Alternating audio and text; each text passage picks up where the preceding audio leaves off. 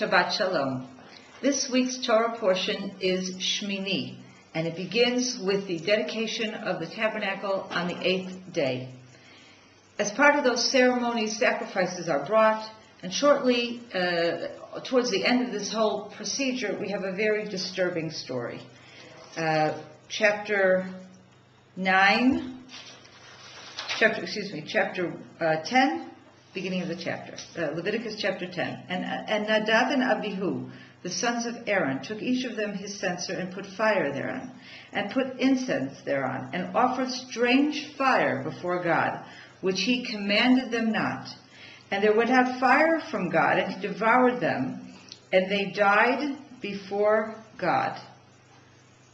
Then Moses said to Aaron, "This is it that God has spoken, saying, I will be sanctified in them that approach to me, and before all the people I will be glorified." And Aaron was silent.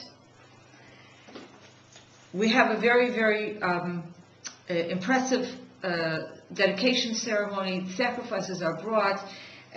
Just at the end of chapter 9, we have God accepting the sacrifices. A fire goes out from God, and he consumes what has been brought up on the altar. And then we have the two sons of Aaron going out, bringing a strange fire. It is not clear what exactly that is. And as a result, get something that God doesn't want. And as a result, they are immediately killed. And of course, there are many, many questions raised. What was so terrible about what they did that turned it into a capital crime? What is a strange fire, etc.? There are two things that I would like to point out here that I think are very interesting. First of all, there is a midrash that connects the story that happens here with verses in Exodus 24 regarding the part of Revelation at Sinai. And those verses are as follows. Here we're talking about just as Moses is about to go up to Sinai. This is Exodus chapter 24, verse 9.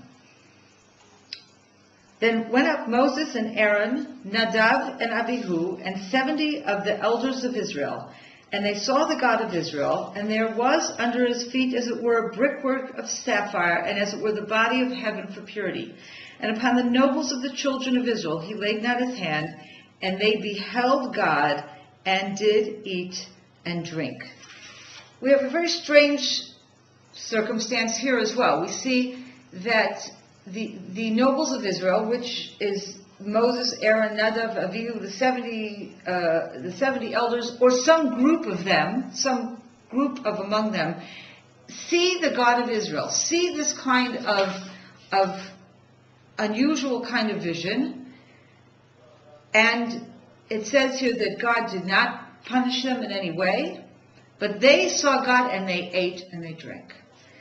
Now, the Midrash compares this particular incident with Moses in a situation that we read about, that we discussed a few weeks ago, after Moses comes down from Sinai the second time, and he has a mask over his face.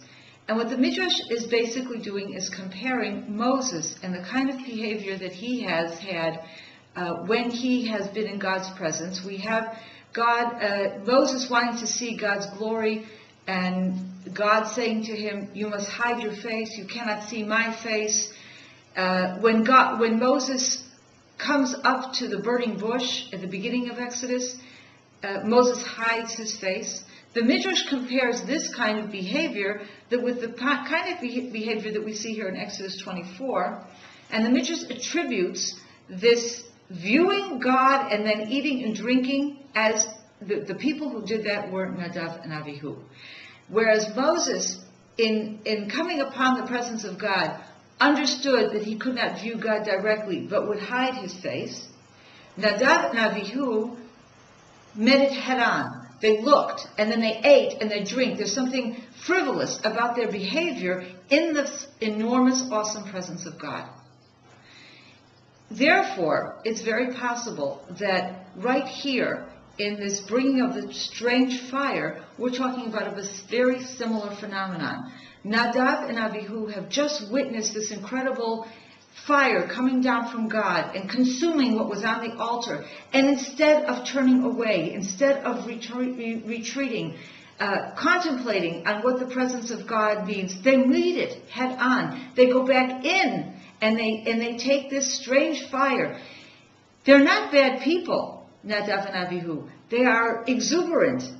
They are excited about God's presence, but they don't understand that human beings in God's presence, there has to be a barrier. There has to be a distance. There has to be, you can't just go and meet it head on. It's too powerful. It's too all-consuming. And therefore, God kills them. Now, second thing that I find very interesting in this little story is Aaron's reaction. Aaron is silent. Aaron accepts. He must have been in terrible pain. His two sons, who he has just completed this wonderful service of God in the tabernacle, his two sons who joined with him in the service, who will be his heirs to the priesthood, they're killed before his eyes. And yet he is silent. And I think this shows us something about Aaron. I don't know that Aaron understands. It doesn't say Aaron understood God's ways or understood what was happening, but he was silent. He was accepting. He understood that something very unique, tragic, and impressive all at the same time had just happened before his very eyes. Moses, of course, is comforting him and tells him that there's something about Nadav and Abihu that is holy, and that God is sanctifying himself through these holy people, through his sons. I don't know how much of a comfort that can be for someone who just lost his two sons, but Aaron accepts. It doesn't say he was comforted. It says he is silent. He accepts God's way. And I think this is something that speaks very, very strongly to me. Sometimes when we see spectacular things that God is doing, we have to stand back, we have to take the proper distance, and sometimes we just have to accept what we are seeing, even though we may not understand it. Shabbat Shalom from Samaria.